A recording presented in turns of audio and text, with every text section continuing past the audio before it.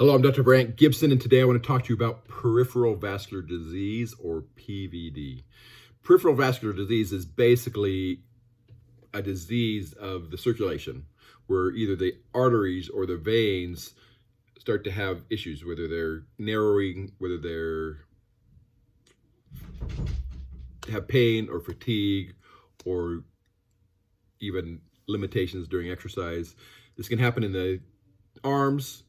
It can happen technically in other areas of the body as well. So arms and hands, legs and feet, but it can also happen in the areas of the stomach and intestines and the kidneys. All of these can have a peripheral vascular disease. Basically, it's the peripheral circulation, which means the arteries and veins away from the central organs type thing. So how would you describe a peripheral vascular disease? Sometimes it's talked about as atherosclerosis. If you've ever heard the term claudication, where you kind of get cramping or aching in the legs or arms when you do certain activities, especially intermittent claudication, where you can actually exercise for a certain amount of time and then it kicks in and causes pretty good discomfort until you stop, then it recovers, and you can go that same distance again before it happens again. So peripheral vascular disease comes really in two forms: a functional peripheral vascular disease or an organic peripheral vascular disease. In a functional peripheral vascular disease, there's really no problems, no physical damage to the blood vessels, but there is changes that happen from the brain or from temperature or from medications or drugs or whatever, and it actually causes the blood vessels to contract or shrink. Common types of functional peripheral vascular disease would be in a smoker. When you're smoking, it causes the blood vessels, the peripheral vessels, to contract. It can be caused by stress. It can be caused by cold temperatures, like in Raynaud's disease that we talked about yesterday. It can be from other types of drugs besides, say, just tobacco. But it also could happen if you're using heavy machinery, some machineries that vibrate quite a bit. You could actually also cause the blood vessels to contract in that case. An organic peripheral vascular disease and such things as high blood pressure, diabetes, high cholesterol, that can actually cause damage to the blood vessels, or can cause narrowing of the blood vessels, or even plaques along the walls, or those kind of things. And they can actually cause a pretty significant disease. In some cases, smoking could fit in this category as well if you're getting damage, physical damage to the blood vessels. So who's at risk? Who's at risk for a peripheral vascular disease?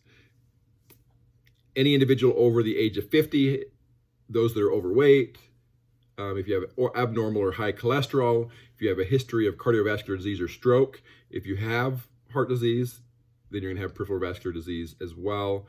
If you have diabetes, it significantly increases your chances of peripheral vascular disease. If your family history is strong for high cholesterol, high blood pressure, or peripheral vascular disease in itself. If you have high blood pressure yourself, or if you have kidney disease or are on dialysis. Lifestyle that can also lead to this is individuals that are not engaged in physical exercise. So they're kind of sedentary. That could lead to more peripheral vascular disease. Smoking, of course, we've already talked about. Certain types of drug use we've talked about. Poor eating habits, especially if you're significantly overweight, can lead to this as well. Symptoms can be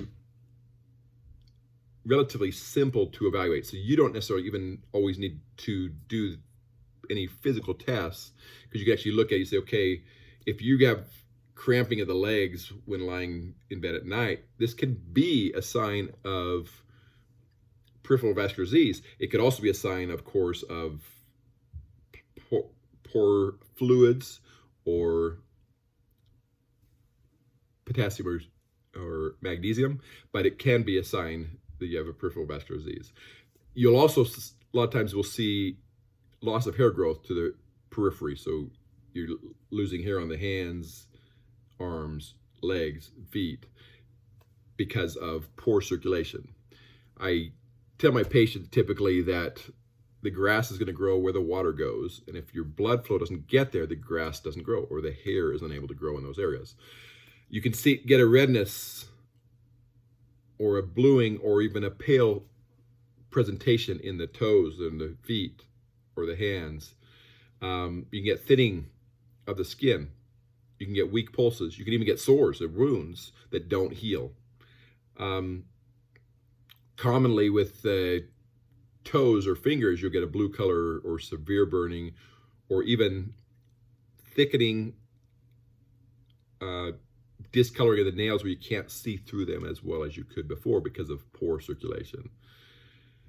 And if you have poor circulation, the muscles will also feel heavy, and sometimes will even feel numb. This is all signs of a peripheral vascular disease. So the problem with that, with the peripheral vascular disease, is really the concern for damage. With poor circulation, you worry about damage to the muscles and weakness, but you also worry about damage to the skin. If you damage the skin to an area that doesn't have good blood flow, it doesn't heal very well. And so it's important that you find out if you have a peripheral vascular disease. And there are really 4 types of tests that you could actually do to get the diagnosis of PVD. One is an ultrasound. They do an ultrasound exam of the vessels. They could actually physically look at them and see if there's any narrowing, see the blood flow, and they could actually usually check the blood flow and even the direction of the blood flow in those kind of situations. You could do an ankle brachial index, so you could actually look at the blood pressure at the ankle compared to the blood pressure in the arm and see if there's a problem there. If you have some thickening of the blood vessels in the legs, for example, your ABI will be abnormal. You can do angiography, whether it's an angiography through injecting dye or a magnetic or MRI type angiography. And you could do a CTA, is what it's called, a computerized tomographic angiography. So there are multiple different ways now, increasing opportunities to actually physically look at the blood vessels and see if there are issues. So how are they treated? The best thing to do, the first line treatment for peripheral vascular disease, is lifestyle changes, lifestyle modification. Best ones would be regular exercise, especially walking, balanced diet, losing weight. If you're a smoker, you stop.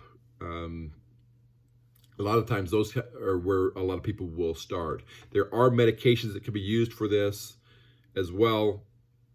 And in severe situations, there are even vascular type surgeries that can be done if necessary. So if you're finding that you're starting to get symptoms of peripheral vascular disease, I recommend that you do something to treat it. So this is Dr. Brandt Gibson, and this is your Podiatry Tips Day 50, Peripheral Vascular Disease, or PVD.